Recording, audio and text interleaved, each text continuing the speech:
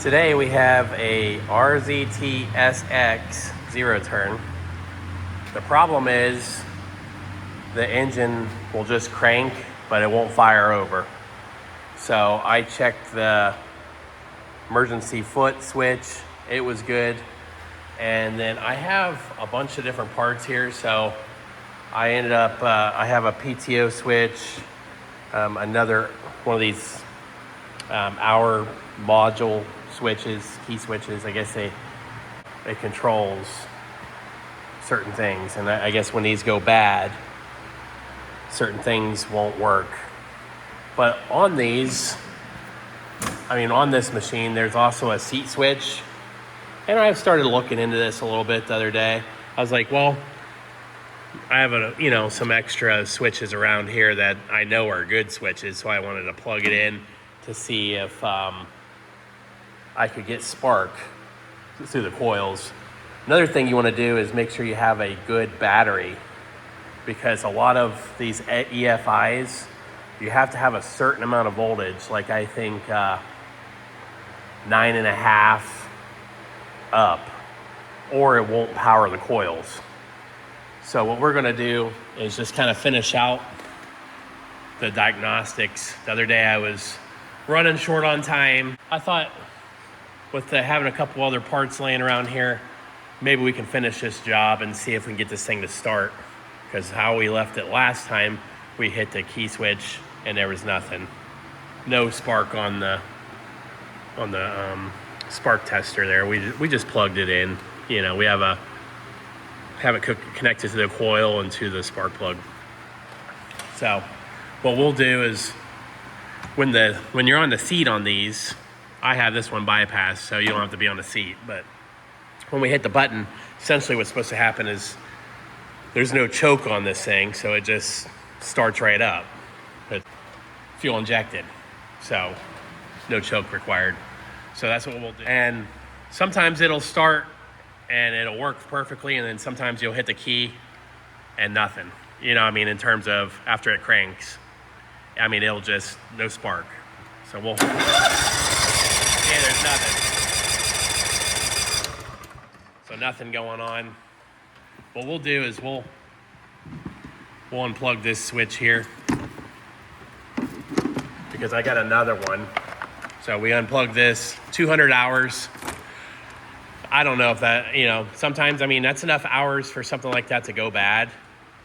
So we'll plug in the new switch, and it only plugs in one way, so you can't mess up, because it's got a little thing to lock in, so you can kind of see it'll lock in.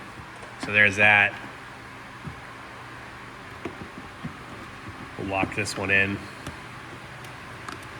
So there's a new switch that's already in. We'll steal the key out of the old switch. And having these parts around here, sometimes instead of guessing, you'll know for sure, hey, it's doing the same thing with the new switch. This one should have 12.6, no hours. So it's a brand new switch. Okay, we have the new switch on. Let's hit the button. Dang it.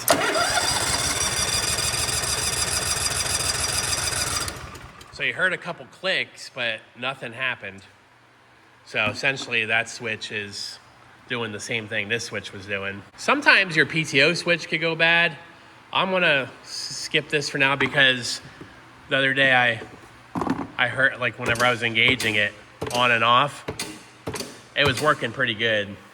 So it just lead me to believe that it may not be bad.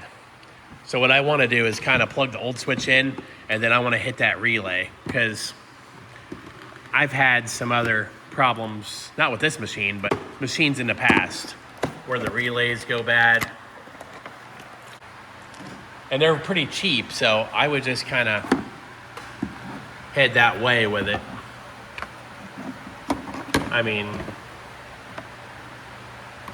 Let's plug this back in.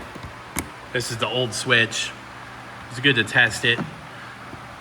So I think the old switch is good, the module. C switch, I believe, is good. The park and brake's good. It's got a good battery in it. we're gonna hit the relay, and I think that's gonna be it. Just based on personal experience. All right, so our key's in. If you're wondering where the relay is, you dig in here a little bit. There's a relay right there, right there. I think that clicking sound is coming from this relay, to be honest with you. Let's find the other relay. We got one right here. Plug it in. And we'll know right away because it's not showing up on the spark. As soon as you plug this new relay in and you hit the key, if that pops up, which I think it will, that'll be our problem. So 11.9 it's saying, 202 hours. Hold it. There you go. Started right up. Let's do it again. Hold it.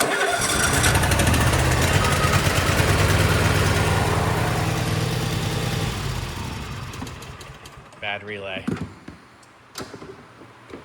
So, just process elimination, you know. And another way you could test it is we could unplug this new relay, plug the old one back in. So we plug the old relay back in, double check your work here. If you hit the button, it doesn't start, then you definitely know that relay is bad. So here we go. Hit the button.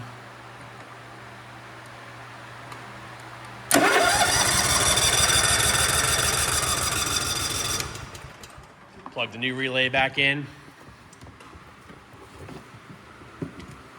And, you know, it could be different for other people, you know. I'm having some luck here.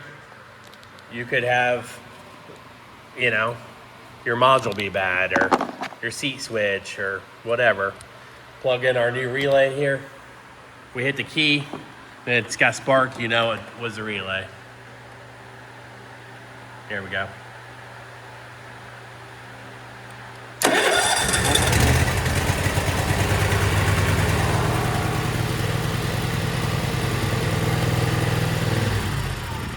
There you go, folks. If you like what you're watching and you want to see more, please subscribe. Thanks for watching.